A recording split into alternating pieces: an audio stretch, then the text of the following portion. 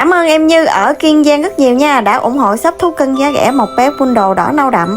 Đỏ nâu bên nhà em mà về bao nhiêu là hết bao nhiêu nha anh chị ơi, màu này rất là hot nên anh chị nào yêu thích thì nhanh tay nha. Và hiện tại thì shop thú cưng giá rẻ của em còn đang có chương trình sale lớn cho các anh chị nữa đó, cho nên là nhanh tay chốt ngay để shop em giao đến tận nơi cho các anh chị. Vừa ở tại nhà được nhận bé mà vừa được săn sale giá rẻ nữa, cho nên là anh chị nhanh tay nha, đừng chần chờ gì cả. Và em Như đã chốt ngay một bé trai rất là đáng yêu mập ú, cảm ơn em rất nhiều.